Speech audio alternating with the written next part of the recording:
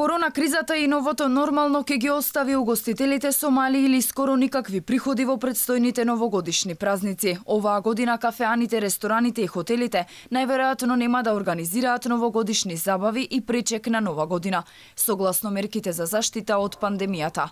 Ако досега декември беше месец со најголема заработка, оваа година за угостителскиот сектор ќе биде целосно загубен, алармираат од независната угостителска комора. Од угостителската комора при Сојузот стопански комори не само што се загрижени за тешкиот период кој допрва доаѓа, тие и сега се соочуваат со низа проблеми на терен.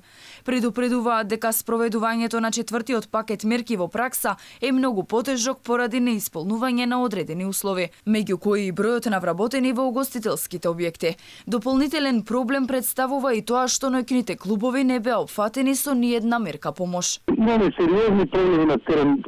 Нормално е дека тоа што новогодишни забави и така натаму нема да има, дополнително ќе отежни работата, меѓутоа мислам дека веќе сите сме свесни дека ова нема да заврши скоро и дека треба посериозна помош и дека веќе од јануари со новиот буџет треба посериозно да се пристапи кон помош во нашите сектори. Од Агенцијата за промоција на туризмот пак се оптимисти дека може да се спаси туристичкиот сектор предстојната сезона. Оти доколку нема предновогодишни забави, граѓаните ќе ги посетуваат туристичките места во земјава. Очекуваме нашиот туристички сектор да подготви аранжмани за новогодишните празници за престојната зимска сезона, а Министерството за здравство да изготви специјални протоколи за ски центрите, со што поголем број домашни и странски туристи да ги посетат нашите туристички центри. Во последниот месец од годината голем дел од рестораните организираат прослави, а за нивно спроведување фирмите трошат повеќе од 20 милиони евра. Поради ова, независната угостителска комора започнува кампања "Инвестирам за да помогнам на угостителската индустрија",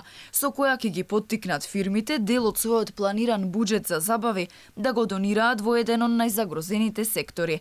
Според нив, овој бизнис е оставен на времето и полека ја губи битката со пандемијата.